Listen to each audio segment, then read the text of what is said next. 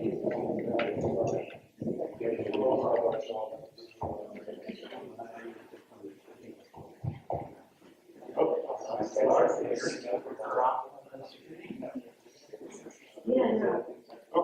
so I'd like to thank the organizers very much.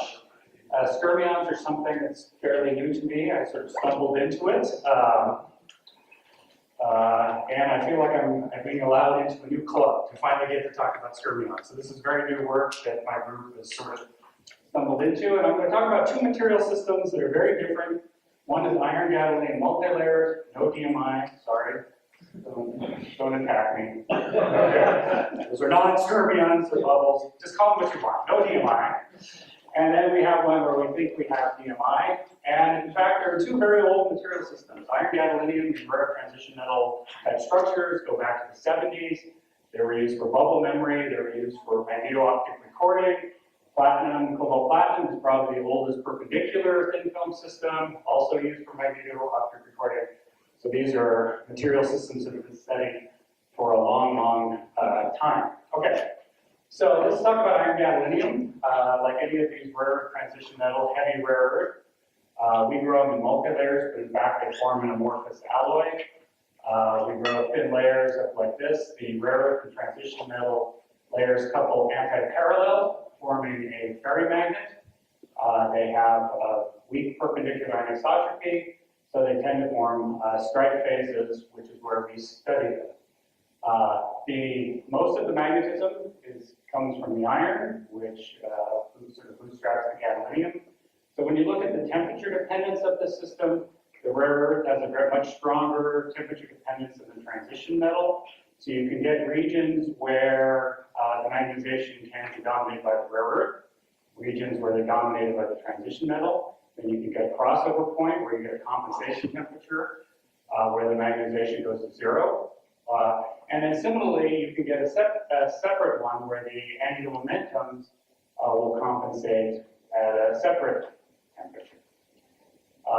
And so these are examples for iron gadolinium. Depending on the composition, you can get a point where it almost goes to zero. In general, when you go to relatively large gadolinium, you have fairly low TC, so you have a variable moment, variable anisotropy, kind of tunable system. And so we were actually studying this for strike phases and looking for dynamics of strike phases and the compensation point. And then we were doing X-ray small angle scattering. Here's from the strike phase. We applied the field and started looking a little more interesting, and then applied the field up, and then you can see this is actually the thing I got the student added 2 explanation points to the picture. So we got this nice 6-fold pattern. So we're like, okay, what's going on? And so we started doing imaging, and this is imaging with Ben McMorrin's group at the University of Oregon. And so we did Lorentz TEM, and so this is at zero field. This is the strike phase, which you typically see. You get block walls in the system, and then you start to apply a field, and you can see the stripes start to shrink in size, and then you can see that small bubbles start to form. And if you look here in the expanded image, you see these chiral structures start to form. You increase the field a bit more, and where we saw this nice 6-fold pattern in the scattering, you see you get a nice close to close packed ordering of these bubble domains. And then when you zoom in, what you see is that they're chiral, they're quite small. That's what was surprising. People say, well, you see bubbles in these systems all the time. But these are about anywhere from 60 to 80 nanometers across. So they're much smaller than the bubbles that were previously seen. And you can see this one winds this way, this one winds this way. There's no DMI in the system to break the symmetry. And that's shown over here. So the dark ones are one chirality, the light ones are the other chirality. And you get an equal mixture of the two. And you increase the field a bit more. They shrink a little bit, and then they start to collapse. And so this was also seen from the Takura's group for barium hexaferrite, where they saw these dipole stabilized skyrmions, or if you want to call them bubbles, that is fine. I've typed too many responses to referee about this issue of bubble and skyrmion.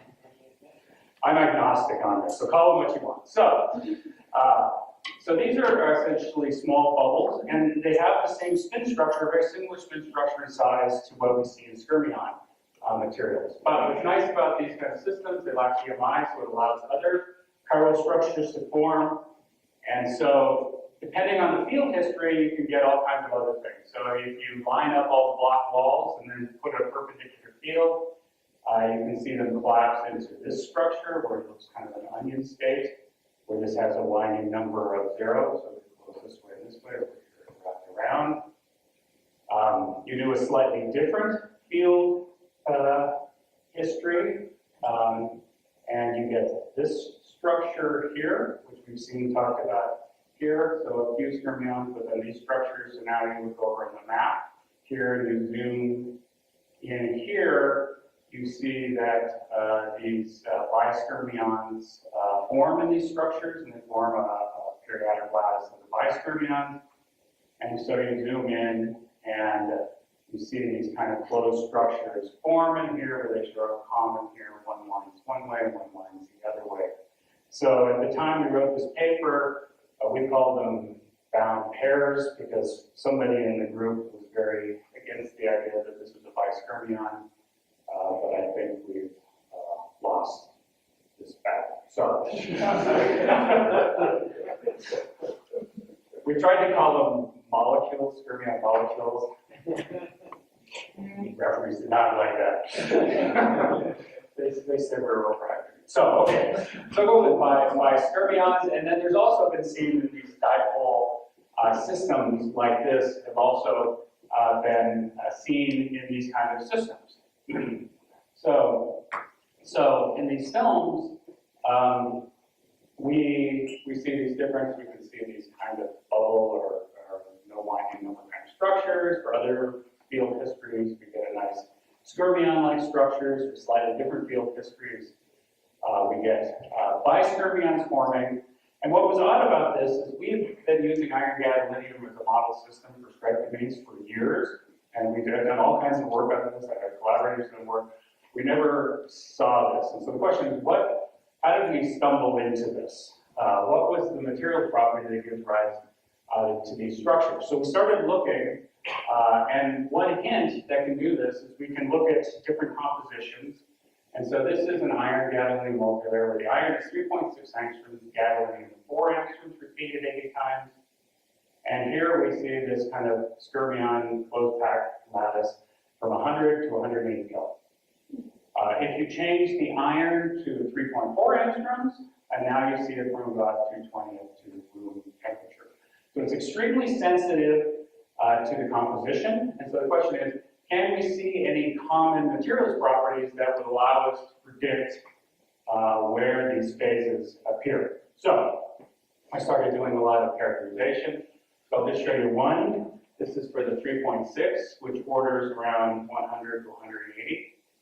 And this is the FMR frequency as a function of magnetic field in saturation. So it follows the Cattell formula here, where you have the anisotropy, the perpendicular anisotropy, and then the Debye field coming from the thin film. And what's somewhat surprising, I guess, is if you look at this curve where they intersect. They intersect in large positive fields. So what that means is the anisotropy in the films field is quite low, much lower than the Debye field, or in kind of old perpendicular anisotropy terms, the Q, the ratio of the perpendicular anisotropy to the shape anisotropy is much less than 1. And you can see that it's shifting as we go down in temperature. So in fact, when we're in the skyrmion phase, it's actually less perpendicular, it's more in this range. Now, if I would have predicted, that's not what I would have predicted. And so the fact is the anisotropy is very low, so why do we see domains at all? Why isn't the magnetization in plane? And so if we make these films thin, the magnetization is in plane, we don't see any magnetic structure. But if you have weak perpendicular anisotropy in a magnetic thin film, there's a critical thickness where the in-plane magnetization becomes unstable and it will break into out-of-plane domains. And so there's a couple of different critical thicknesses. This is one of them. This goes back to 64. And the critical thickness scales as the exchange parameter here, but it scales as ms squared over ku to the 3 halves.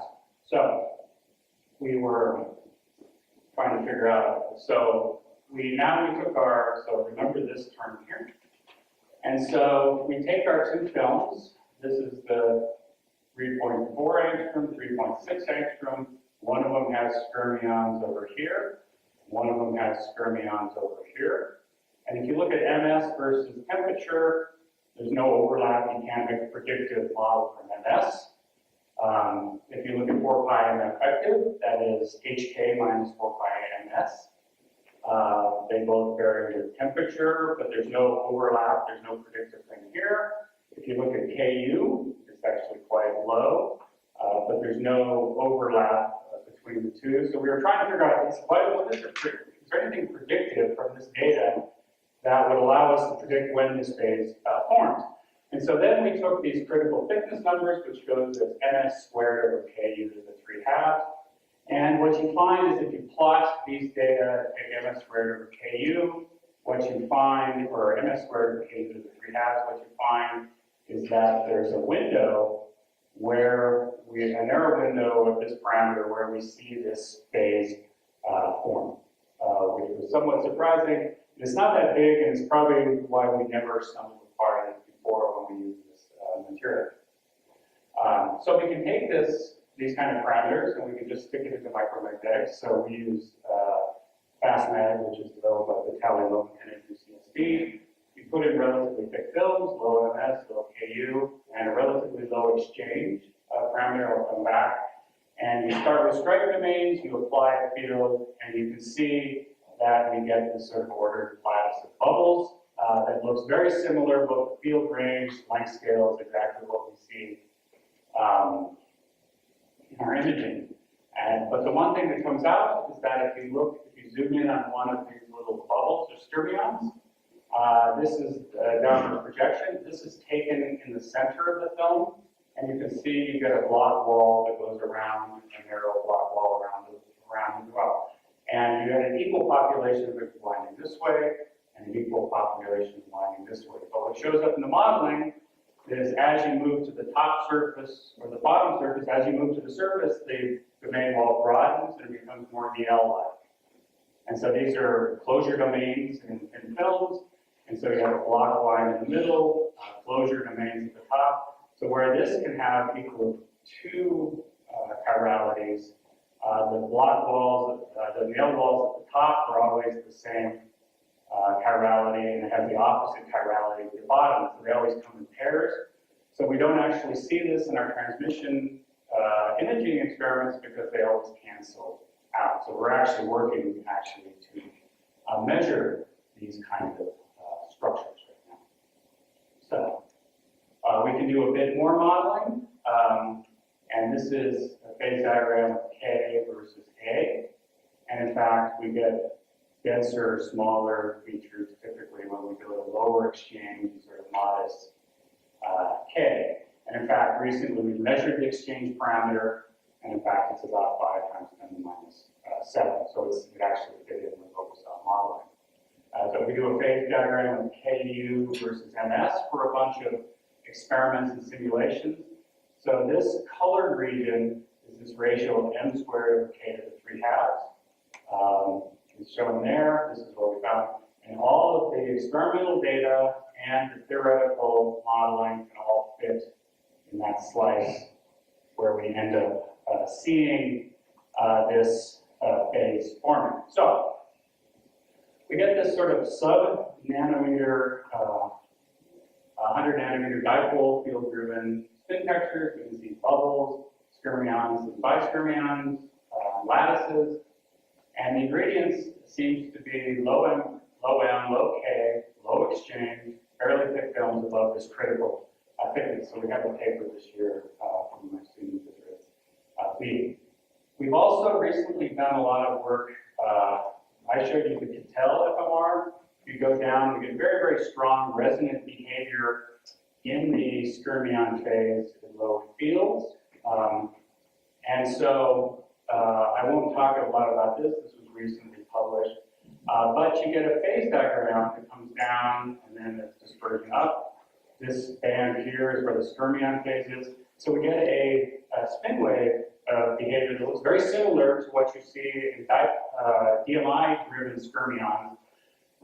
Actually, the modes that we see and everything else look very, very similar to what you see in DMI Skyrmions. The only difference is that we don't see a discontinuity when we go from the stripe phase into the Skyrmion phase. It's just a continuous transition. Also, we've been working with the people at LCLS, the free electron laser, where they're now doing sub-nanosecond X-ray photon correlation spectroscopy. There'll be a paper about this technique out in PRL soon. But this may be a way of studying the dynamics of these Skyrmion phases with spatial resolution in the sub-nanosecond time scale. Okay. So I maybe should have had it turn off. This is everything else now. It's going to be unpublished, but I'll risk it. So maybe I'll get my students to actually write stuff up. Okay, so we wanted to take this iron gadolinium system and now start to take it as a baseline and add stuff to it. And so you can take a wild guess what these elements are, but it's not published, so I won't tell you what we dove into it. So we're trying to do stuff with it, and I'll just give you a little snapshot. Things started to change, but every once in a while we stumble across this thing. So this is one of the images we recently stumbled across, and we're trying to figure out right now. So you get very unusual images. So here's the Skyrmions, and then you get these other images. So if we blow this up here, we get a winding this way here, winding this way here, but here we get very nice anti-Skyrmions forming these materials. And they wind one direction and wind the other direction. And what's unusual is they seem to come in pairs, and I don't know if this is meaningful. So we get a Skyrmion, anti-Skyrmion here, Skyrmion, anti-Skyrmion here, Skyrmion, anti-Skyrmion here, Skyrmion, anti-Skyrmion here, Skyrmion, anti-Skyrmion here. So we're trying to figure out, is this something intrinsic to how these things form? Why do they form? And in fact, this one, we're having a much harder time pulling out of micromagnetics. So we're still trying to figure out what's going on. But one of the things, if you look at this recent theory paper, so here's our image, anti-Skyrmion, looks very similar. But if you read this paper, it says that anti-Skyrmions are unstable and disappear, meaning chiral magnets, whereas they're metastable and survive in dipole magnets. So it might be one of the advantages of studying these systems where some of the physics is stabilized by dipoles, that you can stabilize these phases. So, not sure. All right, so now the second system that I will talk about is inline and sort of the thin film effect. So what you want to do is you want to take a magnetic thin film and use a large spin orbit coupling system here. And so a lot of what people are working with are sort of 5D elements. You see a lot of tantalum, tungsten, iridium, and platinum. And then we wanted to kind of fill in this gap. Rhenium, and people have asked me how did you possibly come across osmium? And I'll tell you how thoughtful I was about this. We bought a new sputtering system that had some targets with it, and one of them was osmium. So that was kind of the brilliant insight on this. Okay. Let me answer this question because you're the only person using osmium. Yeah, it turns out I'm probably not going to use it anymore. You have to go through a lot of safety stuff and stuff like that. Osmium itself is not that bad. Osmium tetraoxide is very bad.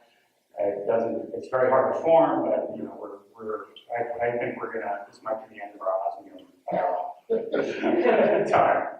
So we do this, we put this layer on here, and it's very unusual. So you take the cobalt platinum, you get kind of a high moment, 1.1 nanometers. Nice, you get square loops, you put 1 angstrom of osmium at the interface, the moment comes down a little bit. You put 2 angstroms of osmium, and the moment comes down a lot. And the TC comes down. 4 angstroms you put down, it comes down. So it's extremely sensitive to osmium at the top of the film. It's less sensitive to osmium at the bottom of the film.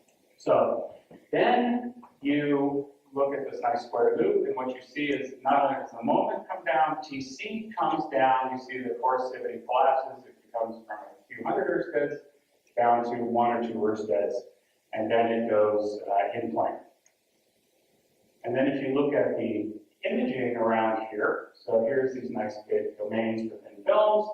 You add 1 angstrom osmium, you go to 2 angstrom osmium, you see it collapses into small stripes, and you put about 1.4 Ersteds, and you get a skyrmion phase forming. Okay, so now we can look, and it turns out that this is extremely sensitive to lots of parameters, field and temperature. For this particular film, 295K, not so good. 297K, good. 300K in play. So as somebody that worked in industry, this is not great for a device, but we won't tell dark limits, okay? All right, so, but now we can take one of these films in the phase, we can apply a current. This is kind of a low current, and you can see these things kind of moving as a large, this is kind of a large area film. We didn't control the current very well, but you can see them, they kind of hop in some kind of weird correlated behavior. Then, that's not very quantitative. So we were inspired by Axel's work, so we patterned these things down. These are about 20 microns wide. And so if you have no current, we see that these things are kind of thermally activated, they're kind of hopping around. You start flowing current this way, electrons this way, you see them start moving, you increase the current and move a bit faster, you increase the current and move a bit faster down through these wires. And so we're in the creep regime here, so they're moving quite slow, but you can go down and you can find that the critical current to actually start these things to move is quite low. So, and we can send the current this way, you can see they're kind of going up and down here. They'll follow around corners. You can see sometimes they're changing size and stuff. All right, so that's pretty good. There's another thing we found that we're trying to understand. So we can take this film that doesn't, in a field regime where it doesn't show into skyrmions here, and then we just turn the current on. And so you turn the current on, and current goes on, and then you see, it's not very high current, but you wait a little while. And I'm not 100% sure this, Axel said this is probably, so I don't know, we're trying to figure this out because it's very sensitive temperature. But what's unusual is you wait a while, the current's flowing through the system, and you can see that it sort of converts to a very dense array of skyrmions, and then you, and then I was trying to figure out this. Well, what happens is now you can flow for a while, then you turn the current off, and actually the skyrmion phase will stay there. The density will go down a little bit, but you can create them with current, and then you turn the current off, and it's there. Whereas if you use the field cycle, you didn't get them. And this is room temperature. And then this is one where it's slightly different field cycle. We have strike phases, and then we slowly crank up the current. How much time do we have? 5 minutes. Oh, I was worried I was going to run out of time. So we can watch this movie. All right, so the current is slowly going up, and you can see they start, the things start to move, and the current is going up, and they're starting to break apart and getting smaller. And in a very similar way, we end up getting smaller and smaller domains forming that kind of migrate along.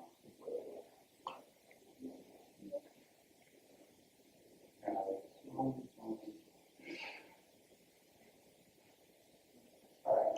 So now you turn the current off, and they stop, and you release for a while. You have kind of this stable skyrmion phase coming out of these strike phases. All right. And now the last thing, again, motivated by Axel, we wanted to look for the skyrmion Hall effect. And so we haven't been able to do it the way they do it as quantitative.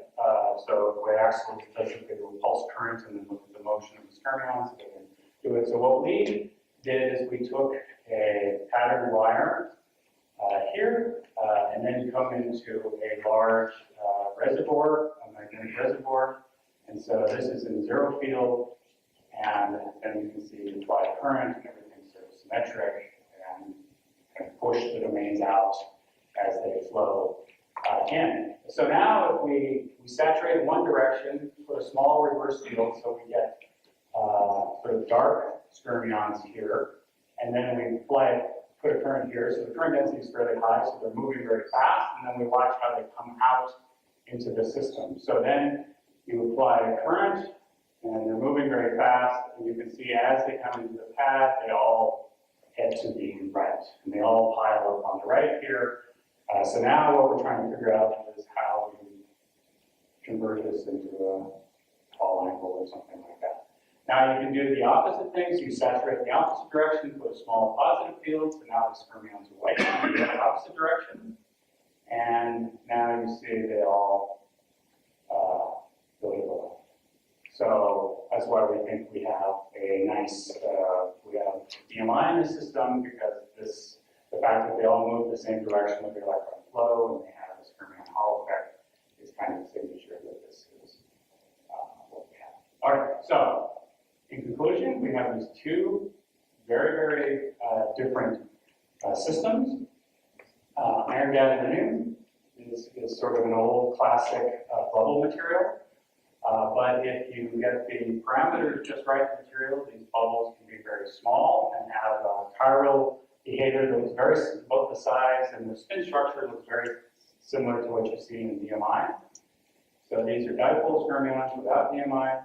The platinum, cobalt, osmium, platinum is with DMI. It's very similar to the kind of the work that the Argonne and UCLA group is showing. Now, the one thing I was going to hit here, and actually is sort of very similar to what we saw in the first talk, in these two very, very different systems, I think what the common ingredients are in these systems is we have low M in both of these, low anisotropy, low exchange, and in both systems we're very near spin reorientation transition. In the iron gadolinium system, it's when you get the thickness becomes a critical thickness when you go from an in-plane to an out-of-plane reorientation of the magnetization. And for the platinum, cobalt, osmium, platinum, we're in a case where it goes from perpendicular to in-plane in a very narrow temperature or thickness regime. And so if you go and look up the old papers from 15 or 20 years ago on spin reorientation, one of the signatures always of these spin orientation transitions, right as the transition, the size of the domains tend to collapse at that point. You get very, very small domain sizes. So this might actually be a way of kind of looking in parameter space where you can start to see these kind of structures form. So with that, thank you very much.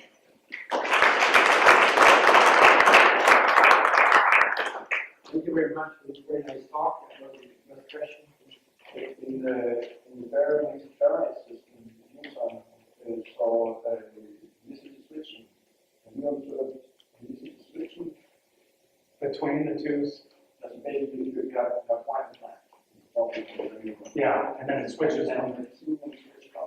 No. I mean, we have to go through, we have huge amounts of data, and then as in all good things, your group of students graduated. So we have a lot of TO data that we haven't gone through, but we haven't seen that. The thing is really new is with the iron gadolinium stuff is we're starting to drive in the current, and you see very unusual things with current when you go through these things that I don't understand. We can see skyrmions stretch in stripes and then back into skyrmion, the current. You see some motion of these. You can see motion with RF fields, and so we're trying to think what's going on in the material. But I think the iron gadolinium was kind of surprising. It was a real stumble upon that, I have to say. So in your osmium sample, you said one angstrom you have no skyrmion and two angstroms you do. Yeah. Could it be because one angstroom you are like half layer, so you still see a lot of platinum? Well, you have two angstrom, let's assuming perfect smooth film, Right. you basically all osmium interface. That But could when be. you make thicker osmium. So a thicker osmium, it's in plane at room temperature, and unfortunately our microscope has a heating stage, not a cooling stage. For another reason. I wanted to buy a cooling stage. The people that were giving us money said they wanted a heating stage. So I said, okay, a heating stage. But if you take the 4 angstrom and you cool it down, it will go perpendicular. So I wouldn't be surprised if 4 angstrom at a lower temperature, there's probably a phase. Now because we're doing most of our imaging at room temperature, I mean, it's like 5 Kelvin wide. And the fact is that we just hit it just right. Is kind of amazing. So when we're making these films, we put them in, and we wouldn't see the skyrmions. We have hair dryers, go, and then we look, oh, skyrmions. And then we know we have them a little bit higher. So it's a very very narrow window. So you showed your Skyrmion, anti-Skyrmion. Yeah. And I'd like to know if you can say if they also come always with the same density. Yeah, actually I just thought about that, and yeah, so we were very excited. So we got the guy that does, the student has a job, and so we said, we got to finish this up. So he's coming back on the weekend, so we're going to finish this up. So we're going to start to, what we want to do is figure out how we want to look at the evolution from the strike phase all the way into this phase and see how they form. And then see if they're paired, how they're paired up. So at the moment, I can't tell you, I guess the answer is no, but I still want to ask, were you able to drive your experiments with current? No, well, I don't know, we haven't tried.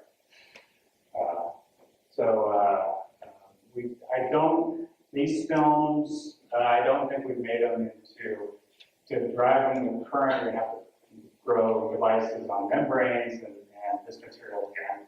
I'm sure we don't have them on the membrane for device. So on this image here, what is Skyrmion, are they moving exactly in the same direction as the electron field or slightly up? Yeah, it's critical. If you believe Axel, which I do implicitly, when he says in his work, when you're in the kind of creep regime, it moves with the current. Right. If I actually blew up and showed you how we actually put the leads on, it's not great. so that's why we wouldn't patted them down. But it's kind of going with it. So you showed that the micromagnetic simulations, they kind of give all the object. Yeah. So how about vice skyrmions? Or there's some other feature. Vice skyrmions, we have not had very good luck getting them in micromagnetics. We can get them where you see when the main walls collapse, or you can see collapsing, you can see these forming. The kind of ordered array, the ordered lattice of vice skyrmions, we have not been able to get out of micromagnetics. And in fact, we're still arguing a little bit on, it seems to have something to do with the in-plane field, and it turns out both the X-ray microscope and the TDM, the actual projection of the fields are not so good. So when we see that, it's kind of a hard one to fill out. We haven't seen it in micromagnetics, at least the lattice. I have a quick question. Okay. Did you measure actually the beam high, the impact of beam high by osmo? No. No. No, it's, we could, So is it positive or negative or you know? no, we can actually, if you go 1 angstrom here, we have this domain wall, and you put an in-plane field, you can see the domain grows asymmetric, but that's not very good at quantifying things, so we see that we have it. Once you go into this phase, at least magnetically, we don't know how to characterize it, and it's very thin, and the moment's very low, so like around night scattering and things like that, the signals aren't very good, so we haven't got it. And we don't know if it's coming. It's probably coming from the platinum, so it's probably not. The osmium probably was only just killing the top interface if I had to make a well. So yes, I'm gadolinium. What kind of interface do you have? There's no evidence of layering. sort of amorphous alloy. And when you put them down in layers, you get a slightly more anisotropy, but you could grow this as sort of alloy and you get almost the same thing. Now, the only thing is when we add X and Y, they'll be put in as layers, so they're layers that are stuck in the layer. I'm just wondering, if you had a movie, should you also integrate your machine? One can put it in.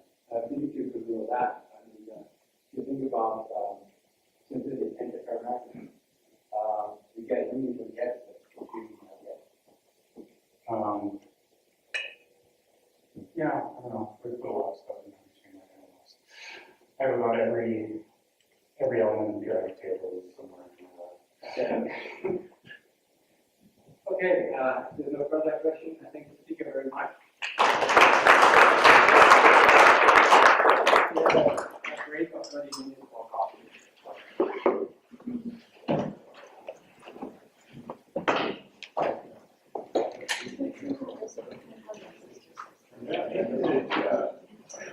It's good news, maybe the, I don't know if I yeah. Another EMS was part of the line. Either way, not meaning it's an I don't know if she'll get it done before a meantime. That's okay.